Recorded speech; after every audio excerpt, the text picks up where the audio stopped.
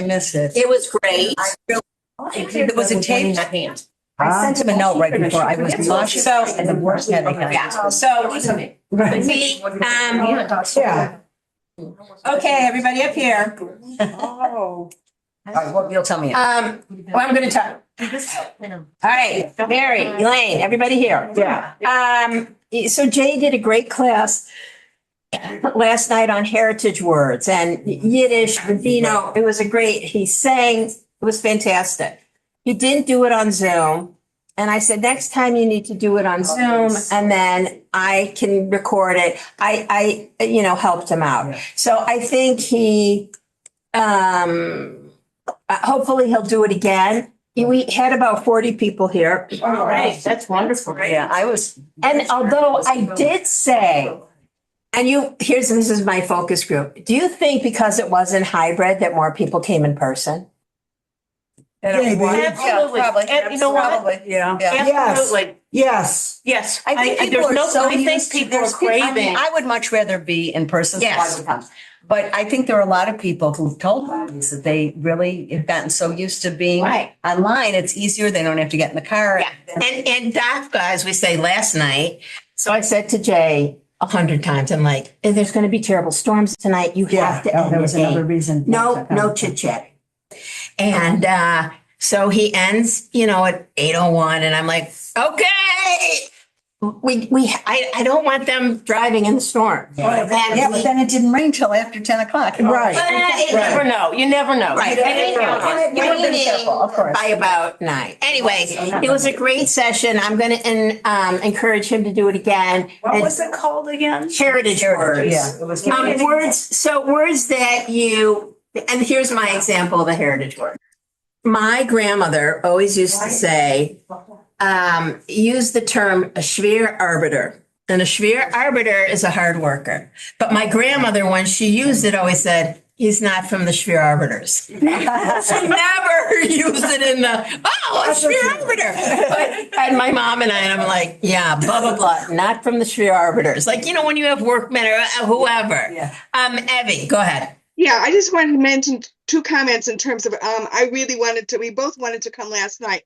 And the weather that doesn't usually concern me did concern me last night, and I stayed home. Yeah. However, I just wanted to say 2 things about virtual versus in person.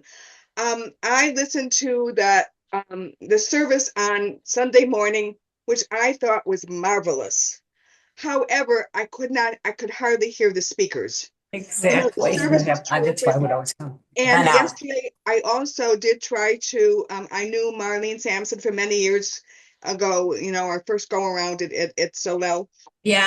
And I could not hear that at all. Okay, that I think was not our streaming. That was Chicago Jewish Funerals. I don't think it was us. This happened last night. People don't know how to use microphones. I have a loud voice. When I use a microphone, I'm still you can still hear me. Right. And I gave them microphones on Sunday and I kept saying, Down here. yeah. And people just don't realize. I mean, To hold it right here. Cantor J said, it's like licking an ice cream cone. You have to have it right on you. And we don't have very, Technical. not technical, but they're not a light touch art. Okay, getting into Lily Glass. So, and I'm recording because Sue Roberts is coming back from Arizona. Hi, Sue. I know I'm going to test her on this to see if you watched the recording. So I had to look up Rose Red because Lily Glass is a retelling of Snow White and Rose Red told from the stepmother's perspective. How does shifting the point of view to the stepmother transform your understanding of the original tale? And let's see. The Red Rose, Snow White and Rose Red. The best known version is the one collected by the Brothers Grimm. They are 2 little girls living with their mother, a poor widow, in a small cottage by the woods. And this is a German fairy tale. So do you think that by telling it from the stepmother that changed your perspective? Well, the other is told totally from the different perspectives. So Right. of course it's going to, because you know nothing Right. about the stepmother except Right. that she's a horrible person. Right. That's it. You know nothing about her background. You know nothing about what she sees as her life or what her relationship is with the husband or her role. I wouldn't call her a horrible person. No. But when they depict her, she's not nice. She's scary. Who? Oh, Stepmother. No, the she's story?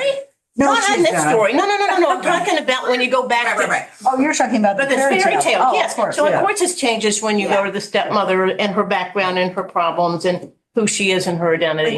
that's another question for Veronica Schanoes. Yeah. Schanoes. Because if you're going to start with the fairy tales again, that's everyone's perception of the stepmother is that she's not a good person. She's already imbuing the reader with this prejudice, whatever. Well, she's trying to shake And that. if she do it on, the question, my Yeah. question would be, was that purposeful? Right. Assuming it was. The stepmother in this story was like a victim also. Yes. Tremendous Yeah. victim. Definitely. Yes. So we're going to get to that. At the call for the next meeting, I'm going to ask you if you have questions for Veronica. Send them to me. I will compile them and then let her look them over because you don't want to blindside someone. What the hell is she thinking? No, Elaine, you have to be nice. I will not send that question. I'm not saying it here. No. What if she watches our videos? So she probably will. She's going to be. I know. She will hear our comments. Guys, let's. I'm sorry, Vanessa. Listen, I already said I'm starting with Judy. I've said some nasty Right. things all the way. I'm starting with Judy, who's going to say I loved all of your stories. I already have it mapped out. There's We kind of know how you feel too. exactly, so we're good. Meanwhile, there's another book, and I have to find it. And it starts off that this woman is at a conference, and she's a social worker, and she starts talking about her family, and that her daughter, after 2 dates, ran off with this man, and she, cut off the whole family. To make a long story short, it was Cinderella. But we never, when you think about Cinderella from somebody else's standpoint, what'd she know about Prince Charming? And she cut the whole family off and so on. And she was spoiled and she wouldn't do her chores. Yes. It's a great, I have to find the book. It was a great, great, great book. So this does give us a lot to think about of those two. And it's set during Hollywood's golden age. Yes. And, the sad thing is, has it really changed? I don't know. Yeah, it's changed a lot. It's set against golden age Hollywood and navigates anti-Semitism within the film industry. How does Schanoes use the fairy tale framework to explore the historical pressures on Jewish artists to assimilate, angelicize, or hide their identities? Mary. I'm going to make them. So yeah, we've been listening to. You gotta speak up. We've been listening to a series. It's 5. They have 1 left on Spain and Jews in Spain Oh, I've heard because about that. Temple Emmanuel's going. Yeah. And last night they did a whole thing on medieval art and the difference between how they depicted men, Jewish men, and Jewish women. Jewish women never had big noses, and they always had the opportunity to become a Maria, to convert. They could be saved.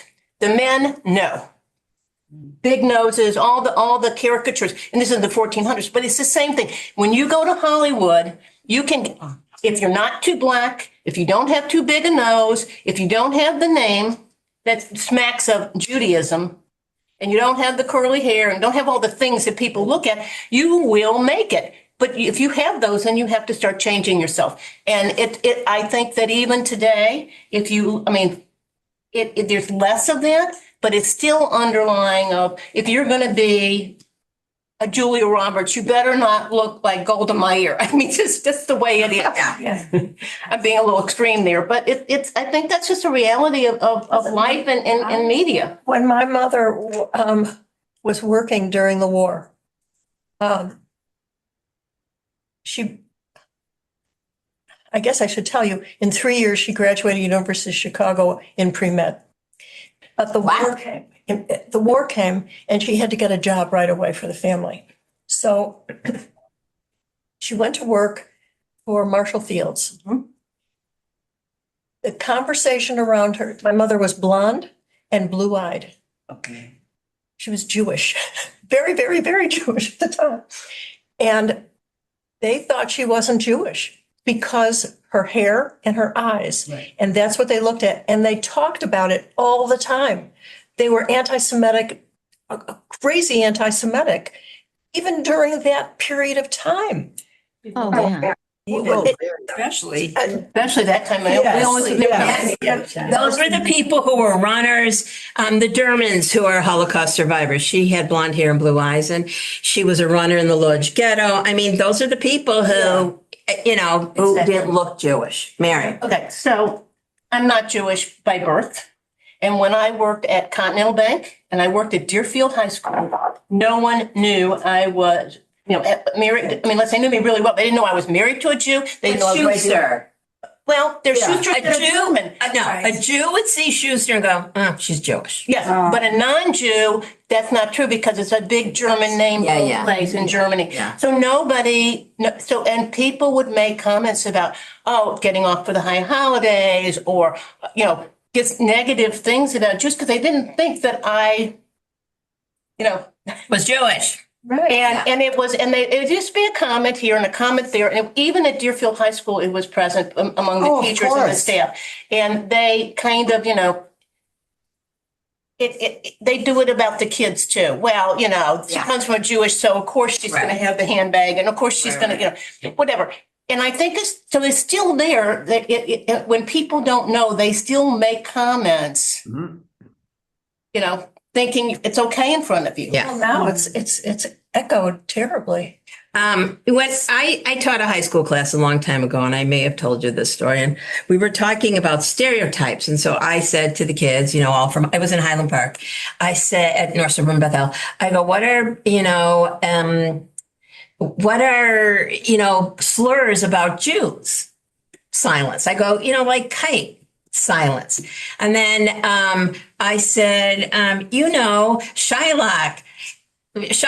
And they're like, I go, Shakespeare. This kid goes, Shakespeare was Jewish. I had to go so far back that I had lost the whole train for them. But, our kids are living in a bubble. Yes. Our kids are living in a bubble. And like when I go away to camp or my personal kids went to Salmoncheck Day School, super bubble. And, we know now we need to prepare them. And when they go to college, it's a rude awakening and so on and so forth. And I, occasionally, the Schechter, when Ethan was in, middle school, they played, the Francais people and one school, it was some private school in Lake Forest, threw pennies at them at a Jewish team. Yeah. What did that mean? That Jews are cheap and pick up pennies. Okay. Yeah. So, it's terrible. It's just terrible. And it's not getting any better. No, It's actually getting worse. yeah. Yeah. It's been allowed. Which the kids on Sunday were like, why? Alice, go ahead. Okay, this is nothing to do with what all you okay. guys were talking about. But I just want to ask, obviously the mirror had an important part in the story, but I didn't understand a lot of, the going in and out of the mirror and what power that had. And I'd like to hear what people think about that or. Lynn, go ahead. I agree. Well, Alice, I'm going to piggyback on that because I didn't get it either until I started rereading. And I'm pulling this out of the Snow White. I'm more into the universal than I am to the fairy tale. Okay. She has connected these images of faux, F-A-U-X, and pretense and persona and fake in all of her stories. And to me, this was filled with it. This plastic persona of the people and their relationships, and that they have no emotions and they are just image. And that's, I think, is the mirror. They look in the mirror, and one, they can't see themselves lots of times because they don't know who they are. They've played so many different roles that they don't know who they are anymore. So when they step in the mirror, they're the fake. When they step out of the mirror, I think they're more real. And when she strips, and in every story, there's a stripping off, the snake skin, the costume. They're trying to get back. Good memory, Lynn. You know, who they are. And they often say, I don't know who I am anymore. So to me, that mannequin image in the last story sort of represents how they feel in the society that only is impressed with the persona and doesn't care what the real person is. Okay, I have Elaine, Merle, Izzy. Elaine. We forget that this was a story about a young woman and an older man. I was just on a cruise, and as I've told everyone, there was a good half a dozen or more of these disgusting older men with young women. And Sorry. I could visually see their huge stomachs, and these little dollies were walking around in foreign jail. I mean, this book is so, in some ways, it's so on topic for today. Nothing has changed. And we forget the Jewishism, how dehumanizing young women who are like Humanizing. gold diggers, or you can call them, how they sell themselves seriously. Yes. We're not even discussing that whole aspect of the story. How she just went from this shekel to this big house and basically destroyed herself. Yeah. And in the media. Okay, wait. Merle, Izzy, Judy, Mary, Merle. I unmuted you. Go. Okay. I think this story was a little easier to access than some of the other stories because Yes. right away you find out that the daughter's name is Nivea. And in Latin, that means snow. And it's like nieve in Spanish, which is snow, or Neve Campbell in French. No, it's also, it's Snow White. Yeah. And the idea where she takes these fairy tales and she fractures them. And this time, the mother and the stepdaughter are only 2 years apart in age. We find out Lily's only 2 years older than Nivea. And instead of hating each other, they fall in love. It's a very different, and I think it's a commentary on Hollywood too, that there were so many restrictions. You couldn't do this, you couldn't do that, you couldn't be a homosexual or a lesbian at that time. This was a really huge social commentary, and also on the older man marrying the younger woman, how inappropriate and awful it was. But I think she was trying to use this story as a social commentary about that time of Hollywood. Yeah. Okay. I thought it was a little easier to access. Okay, Izzy. Okay, so I reread it a second time last night, and I got so much more out of it than the first time. I think it has to do with Cinderella too, because she was just a housemaid, and then she ran away with the prince. So that has to do with that fairy tale. And then who was it that said, "Mirror, mirror on the wall, am I the prettiest of them all?" That's Snow White. Snow White. Okay, so she had the mirror involved with that, Yeah. so that has to do with that. Absolutely. I had an epiphany when I saw them in the garden. I thought it was the Garden of Eden. When they two girls kissed, it was they said it was in the garden, and also she was carrying a bag of apples, and she gave her an apple to eat. Mm-hmm. And then they had that, so I looked it up, and the biblical paradise in the Garden of Eden, Adam and Eve lived there until their expulsion due to disobedience to God. In other words, they ate from the Garden of Eden, the apple, and then she had to leave. She was exiled. The daughter, Nivea. Interesting. So I thought that was, and then they said something about an apple again. Yeah. So I thought that had to do with biblical, not a fairy tale. That particular part of it to me was. Okay. The Garden There's of Eden. passion. All right, Judy. I agree with what everyone has said, but I really had a hard time with this story because I thought it was poorly written. I do Oh. too. Oh, we can't say that. No, I'm just pointing out. We can't say. We'll be silent. I thought it was the worst written of all of her stories. I did. But let me Yeah. give you I a liked it the best. I liked it the best. okay. Go ahead. You go. She says on page 245, Lily and Nivea, much to Leo's pleasure, get along like a house on fire. That's right. It's the most, I don't understand it. It didn't make sense to me. It wasn't a good analogy. I just think she picked Snow White and maybe Cinderella, but she picked Snow White in my opinion, and then flew with it. I mean, if I were,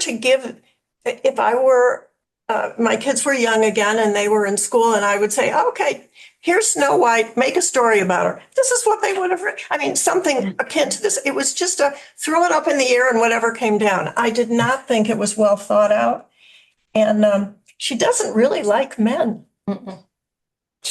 Maybe she's a lesbian. Yeah. We can't ask that either. No, oh, definitely. I Mary. We might And then Ellen. So I And think that is she married? Is she married, Veronica? I don't know.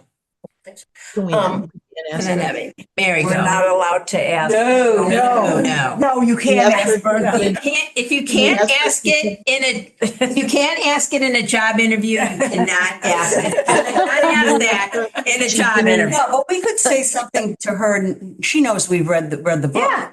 That we're so interested in her story, what she wants to tell us about herself. Because that's a different thing. That's a different. Yeah, I mean, it would sound. And she could say nothing. She could decide she didn't want to say Exactly. that. Yes, but At at least least we have to be just silent. Does she have a recommendation? No, we want spilled milk. We want the name of, for sure she's in therapy. Okay. Continue. She's ever Then we been in gotta- therapy or Very in quickly, there are a couple of things. Number one is that the mirrors are shattered, or she covers them because she can't look at it.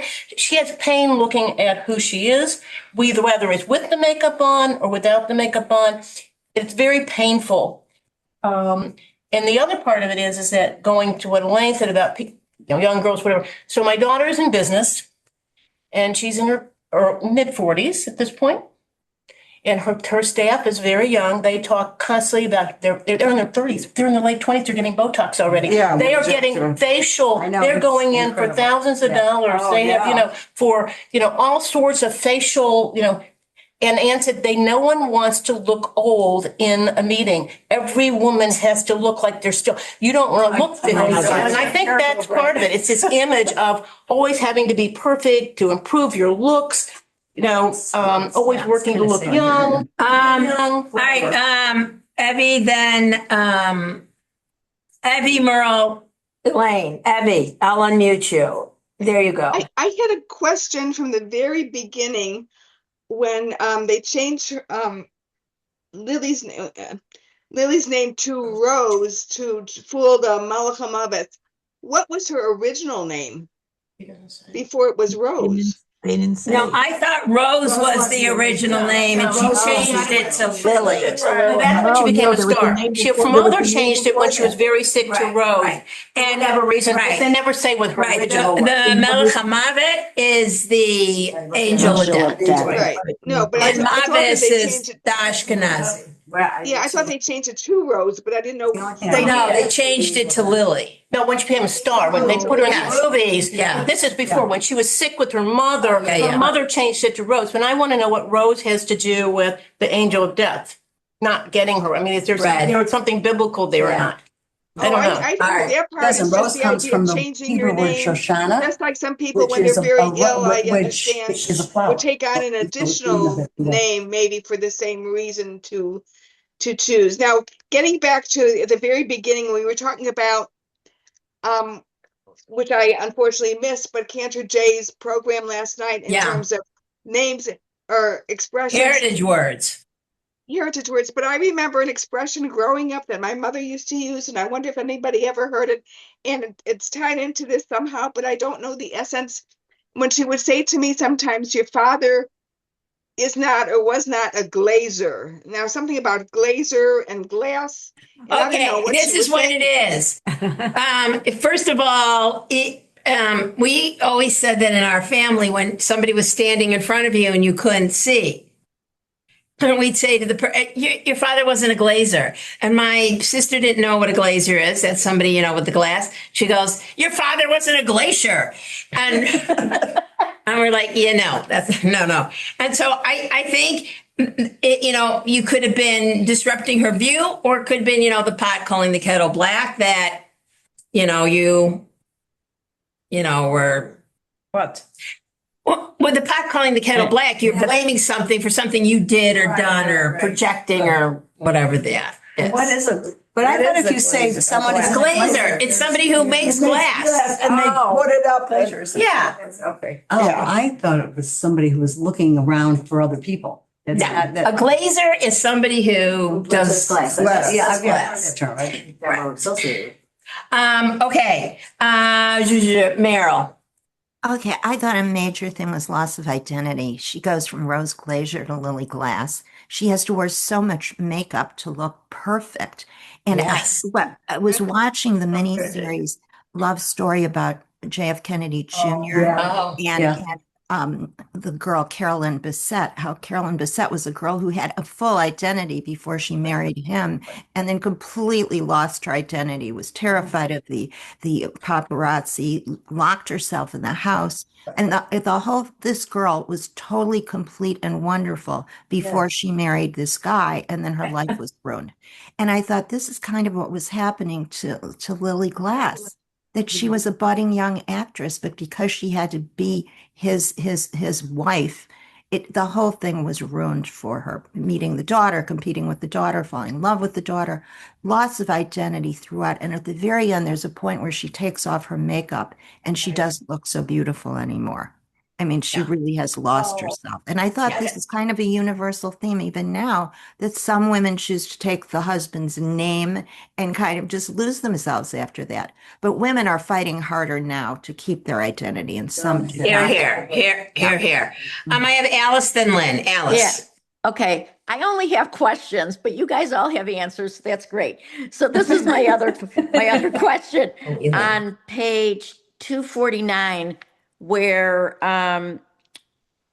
Lily falls asleep on the set, the Greenwich Village set, the stoop of the building. And then she wakes up and she's really at Nivea's building. Is that like her dream, or is it like wish fulfillment or manifestation, whatever? I don't know. I'd love to hear what people think about that. Yeah, that could be Alice. But just an answer to that, because I really didn't have a comment. When I read that, and I didn't reread, I didn't have time to reread the story. I think that I would have thought that the author was trying to give us the possibility that it was all dreamt, that she wakes up and that she wasn't really there. At least that's what I'd have to go back and reread that. Yeah. That was the thought I had as I read it. Karen, go ahead. And your reactions are under, I think, more, but you can, but I got your message. Karen, go ahead. Thank you. So I would just my thoughts last night were that in many of her stories, she has broken glass. And generally the broken glass inflicts pain. And she, remember she walked through shards of glass in a couple of these stories. And this time when Nivea went through the glass, and also when Lily went through the glass, it caused intense pain. And so I started to think about the properties of glass. And so glass is reflective. You can see through glass. Glass brings you light. So what are the positive aspects of glass, if any? And can we bring any positive into these stories? Because good Lord, it was like, after I finished reading it, I said, oh, not more glass. Oh, glass. Charts.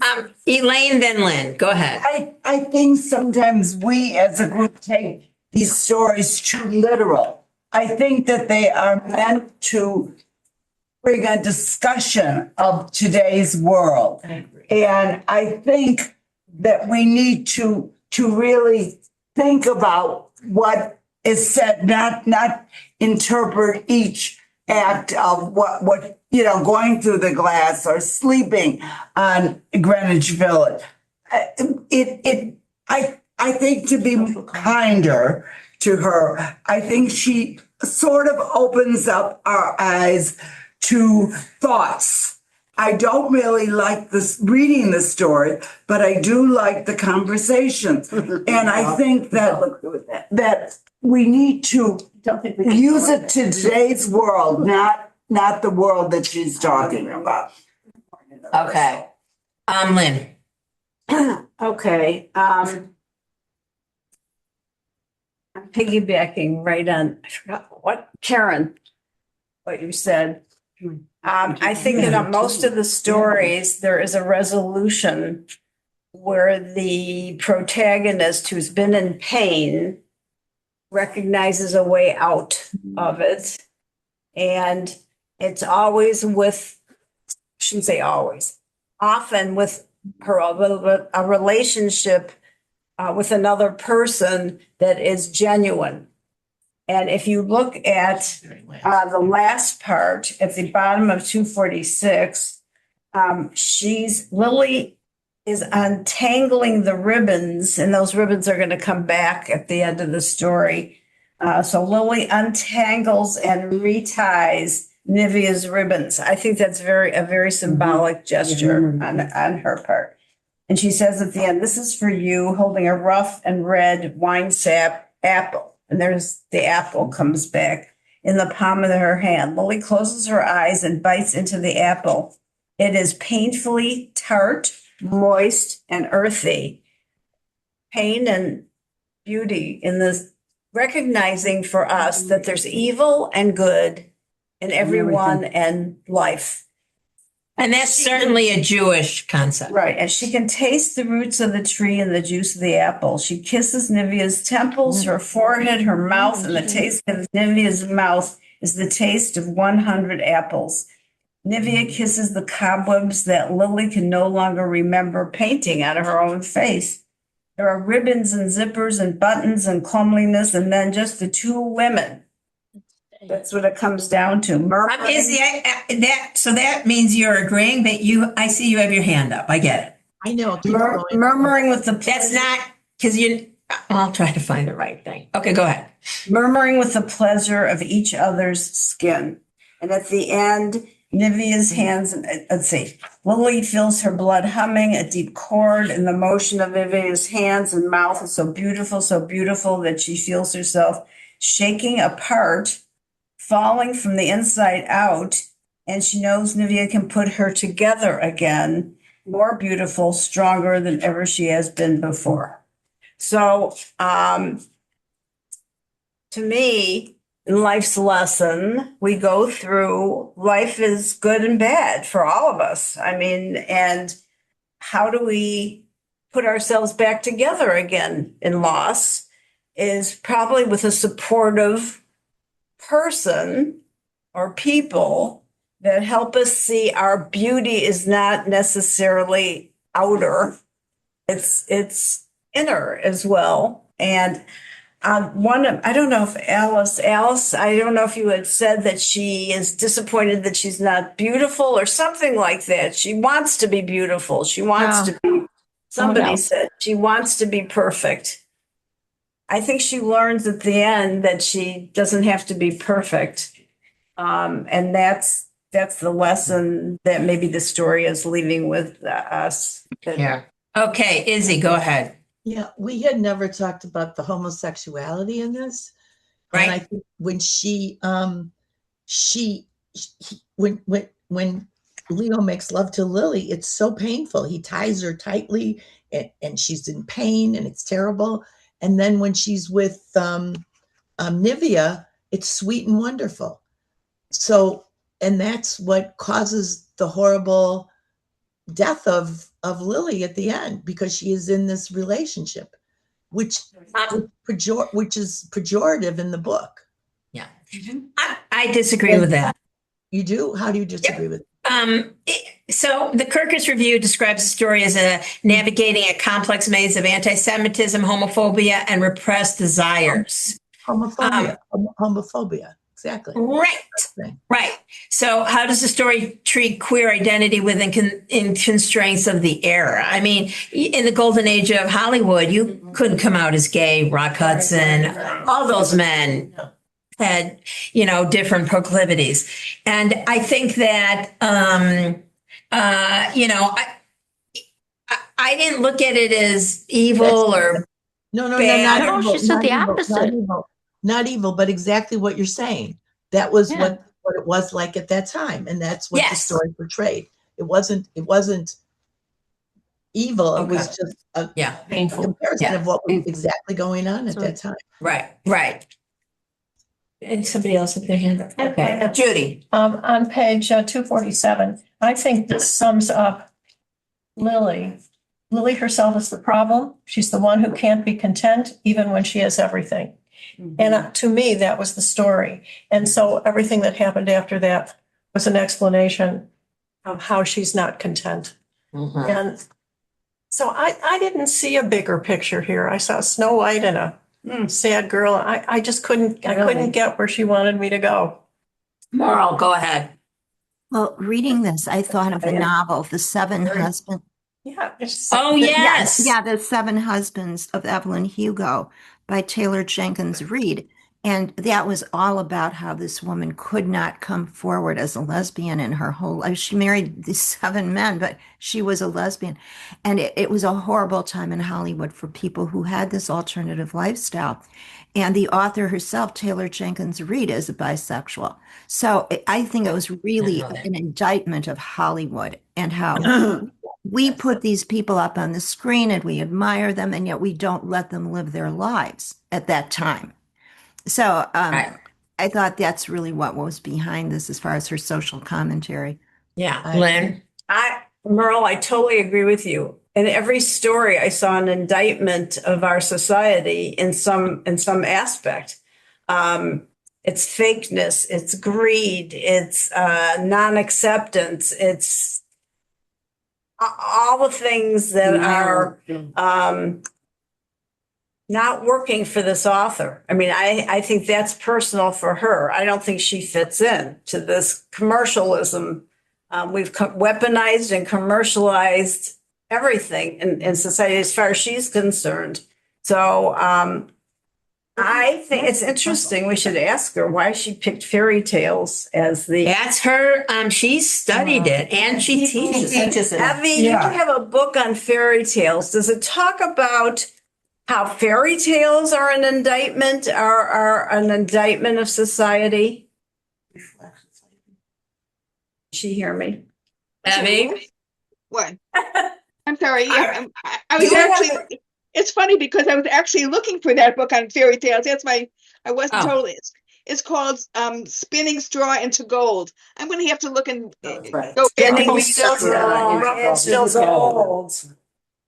Yeah, it's an interesting title. I have a comment to make. Yeah, go ahead, Judy. My son graduated from Northwestern as an actor, and he went to Hollywood after he did a stint in Europe, in England, and then he came back and he was cast in Will and Grace. And my son is gay, and he said the most interesting, and Will and Grace, if you don't know it, it's about, okay, everyone knows it, okay. He'd sit for table reads, and he said they had a really hard time with how to approach it, how to go at it. And this was one of the very first shows that handled it. But he said they struggled. They struggled mightily with. Again, we're responding. Right. Yeah, it's understandable. As I told the kids on Sunday, we're responding to this from 2026. And Will and Grace was at least 20 years It ago. was very, it was very, and it's hard to remember. Longer than we might have. Like, I would talk to my kids, but my mother wouldn't talk to me about No, we never. gay, lesbian. Oh, We no. didn't have the language. We I had didn't know no idea anyone. what it was. Now, Nobody talked about it. right. My father had a gay friend, but they didn't realize it. He moved to California. And he said, and my dad and he were it was like his best friend. And he said, I found more people like me out there. And my parents had no idea what he was talking about. None. And of course, when I met him, I'm like, oh, yeah. He kind of, whatever.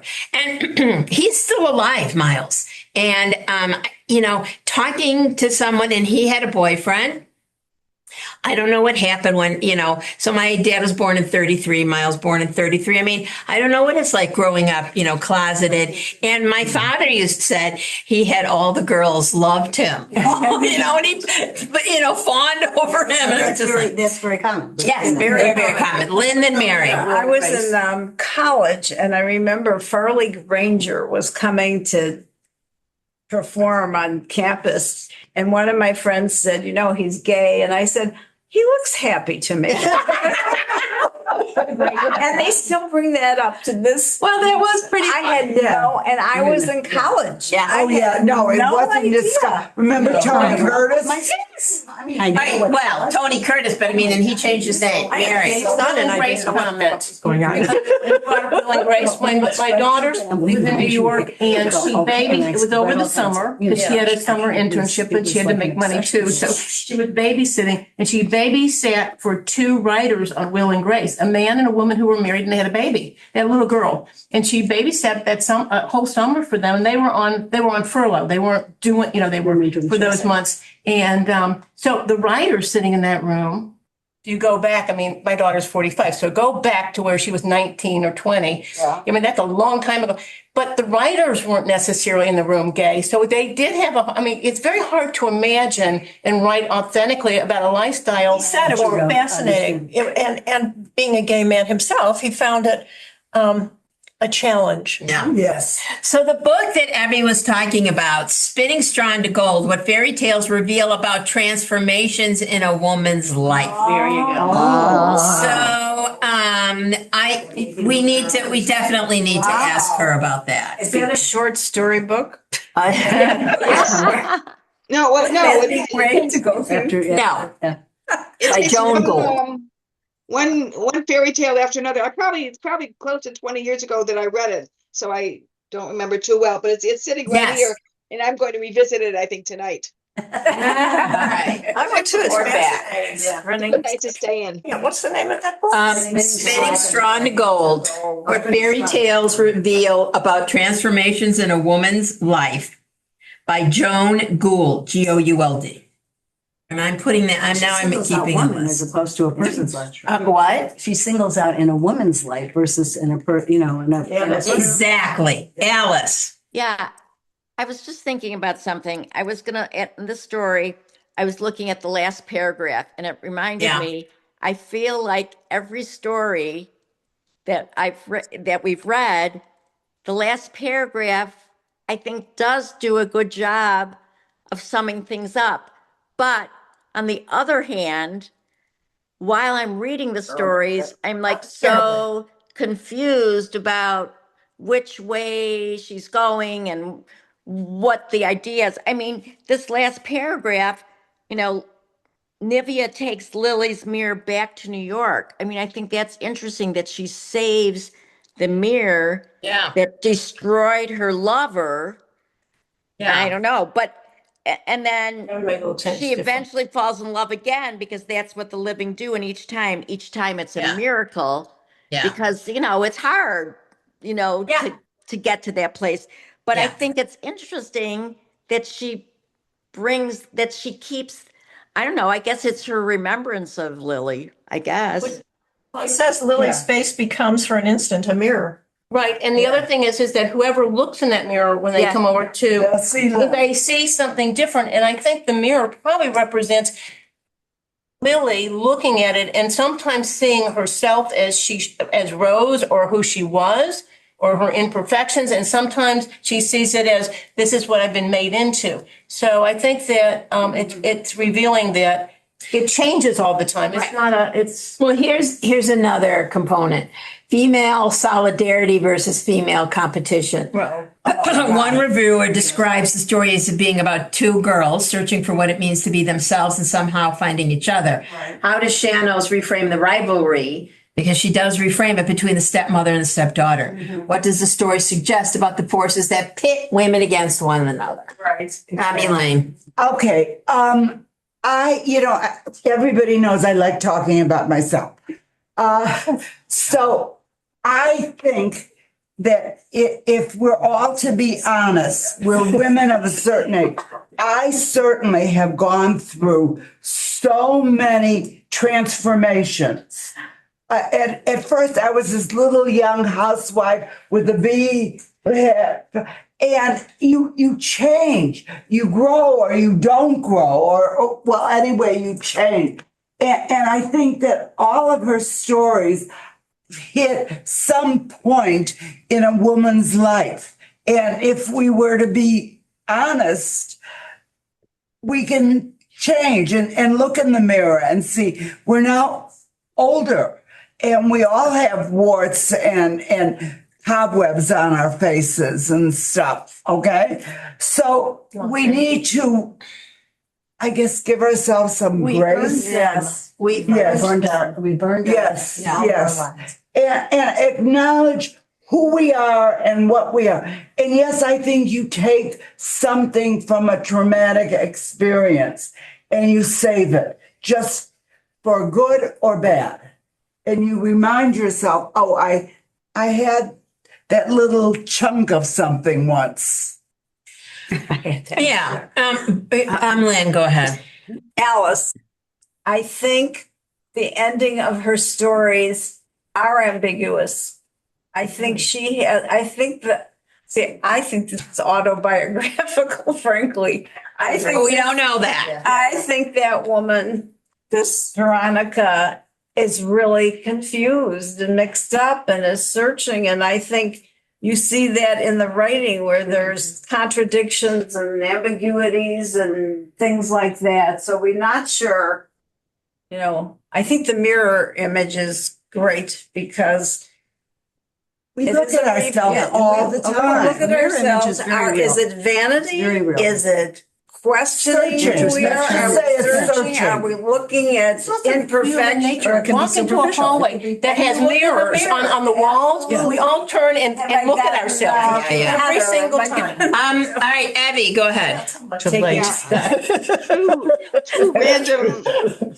random thoughts, maybe of Narishkeit or whatever, that just kind of popped into my head. But one of his, that quote, "Mirror, mirror on the wall, I've become my mother after all." And when I take a look at it, I cringe sometimes. Part of me says thank you, and part of me says, oh no, too close, and so on and so forth. And I look nothing like my mother, but more in terms of things, other stuff. But the other thing is, in some ways, I see that both of these women are somewhat motherless, and maybe looking for that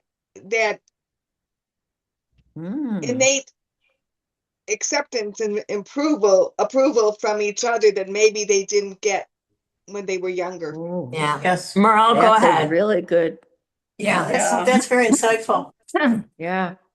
There is a little bit about Lily's childhood that she grew up in a tenement with a single mother, and she dreamt of a world that was free of homelessness and poverty. And then she marries this man. She started out in the time of silent movies, and then they went to the talkies, and then she met this man. But she thought of herself as a mascot, and quote, as a Shabbos goy. She did not think of herself as a woman married to a very wealthy man and having. That's very common of women. Yeah, she just thought of herself as just a maid, basically. Yeah. And even though she's married to this very wealthy man and lives in a mansion. So I thought that was very telling about how women feel about their role as well. Right. The other thing, though, this competitiveness, I have talked, especially with younger colleagues, and because back in my day, my competition was men, so that's just misogyny. But when sometimes women keep other women down. Yes. And I think that's even harder to name and break out against than misogyny. At least you can say, hey, I'm a woman, you got to let me do blah, blah, blah. And it's a thing. Judy. This sounds silly, but at Maramita, I was in the play Snow White and Rose Red. And I had a great time, but there was no competition between the two women in that play that I read. Yeah. So I came at this from my knowledge of that, and I didn't see the competition. Yeah. I didn't see that either. Yeah. And I'm sure Veronica, as a woman who's teaching in SUNY, has a lot of competition with men, women, publish or perish. That has to be going on. Okay. That's a question. Yes. All right. Performance in the South. As a film starlet, Lily lives a life defined by performance, constructed image. How does the Hollywood setting amplify the fairy tale themes of disguise, transformation, and false appearances? Yes. I thought it was a convenient hook, but it wasn't enough of a hook for me. Okay.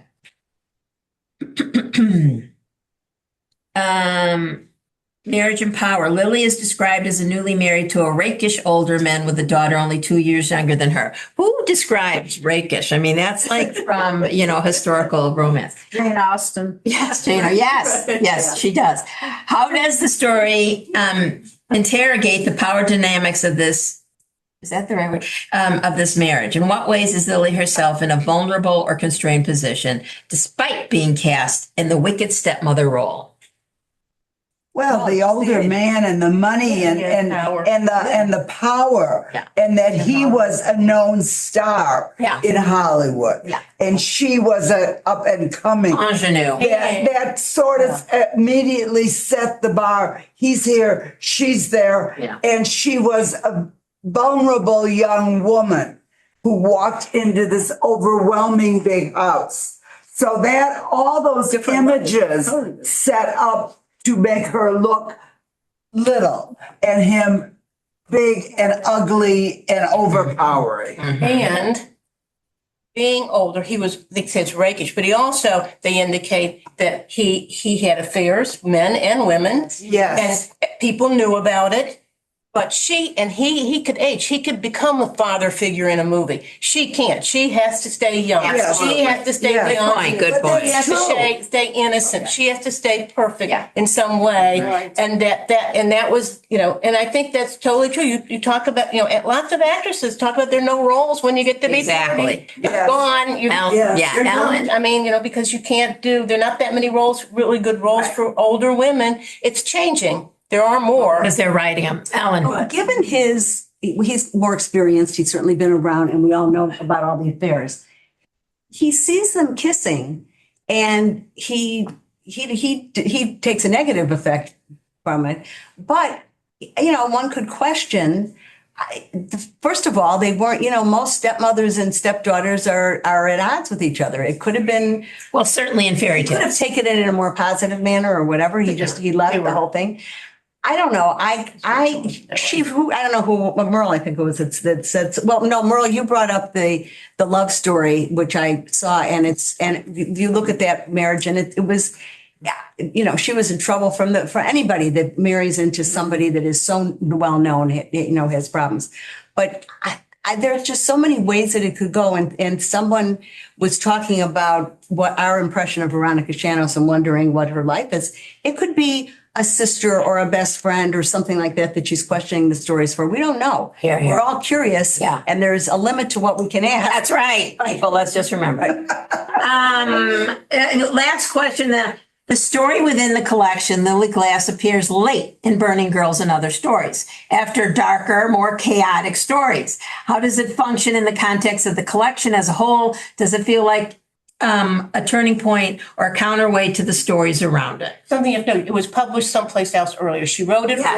earlier, and then when she compiled it, Yes. she put it in. I think that's why there's a little bit of a difference, maybe. Yeah. Here, here. Or- It's from 209. I saw that. Yeah. Yeah, no, Yeah. there's a big Oh, change yes. in it. Yeah. Judy and Lynn. Yeah.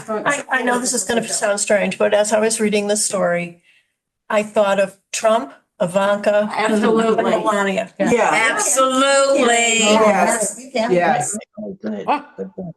And it could be her, well, it's a little hard to say. I was going to say it could be her reflection on on the world, but all these stories yeah. about that, maybe, Right. maybe not. It was creepy. Wait, Lynn. There's one I don't know. here. Oh, wait, Karen. Oh, you found the hand. Karen, then Beverly. Karen.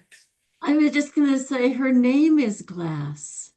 Yes. And her, Yeah. and Yeah. that was her new name, and her previous real name was Glazer. All So, having to do with us, so yeah. indeed, this concept of Maybe that's glass why she and put it back in the mirrors book. and shards is elemental to the story. Here, here. Beverly. Yeah. I think that if a man writes a series of stories, we may not want to know so much about his life, but we're so interested in her what life. may be different, perverse, out of the ordinary about this writer. Maybe she's just an amazing chronicler of what is going on in the world and what happens in relationships, because I think her stuff is very original, very smart, very insightful, and I don't know anything about her, and I don't know that it matters to me. Okay. Oh, good point. Good one. Good one. Good one. Yeah, Lynn. I thought this story was a wind down from the whole book. Okay. I thought she was getting tired of spilling.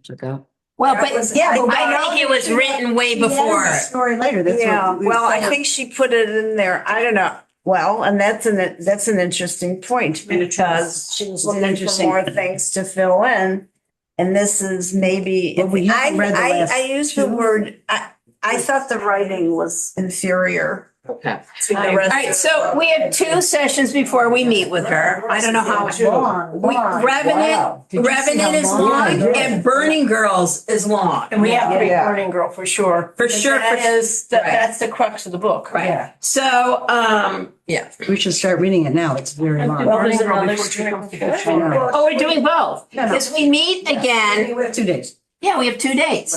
So we meet again on May 6th and then May 15th. No, 20. 20th, maybe? 20. 20th. Uh-oh. when she's That's her. coming. Oh, that's when she Oh, comes. so maybe we should do Burning Let's Girls. do next Burning time. Girl. I will do Burning Girls. And, it's not so much, we probably should read read both both. of them. But let's do Burning Girls. We also can follow up Yeah. with the next one after she's here and talk about it in terms of her answers and her Oh, yeah, we perspective could. and bring- Because the Revenant, there's a lot of stuff about the Revenant. Okay. All right, so just keep it the same So order. what are we reading? So what do we Burning do? Girls for next time. Yeah, we're going to do what the story is. Burning Girls on this. So that's the last story. It's the last story and it's a little bit longer. It's long. You know, I can't be here, Mason. Neither can All I. right. Well, I can't be here the next one. meanwhile, Wow. I have to go because I have Hebrew today. And I do want to tell you that this Sunday, Rabbi Evan Moffick and his father, Dr. Stephen Moffick, will be here to talk about Israel. Lox and Bagels at 12:30, program at 1. It'll be in person and online. And the 2 of them having a conversation is always interesting. What is it? I missed that. Evan and his father. Oh, Evan and his son. And Stephen, yes. Okay. And so, I set the topic, months ago. And now, of course, Iran, Israel, Yeah. there's so much to talk about. in between, since I said it, the war ended, the war started. So the trauma in Israel and everything that's happening there. So Can you clarify this now? Yes. Burning Girls is going to be for next week? the next time. May 6th. May 6th. Yes. May 6th. Yeah. Okay. Are we going to read The Revenant for the that's too bad. 20th or Yeah, just? sorry, I'm missing. No, I think we should talk to her, and I think Mary had a good idea. We can do it after. Okay. Because although I'm not, yes, Karen.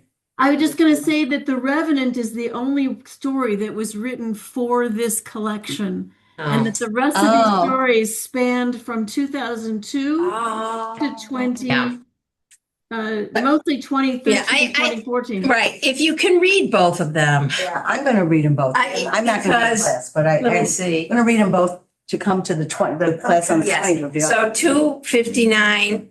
It's like 60. It's like 70, 80 pages. You can do it. It's a novella. Yeah, it's like reading a short book. 2 weeks. We have 4 weeks, 3 weeks to do it. You have plenty of time. Okay, good seeing everyone. If you need anything, people are here. There's still postcards to take if you want. Okay, Goodbye. goodbye. Bye.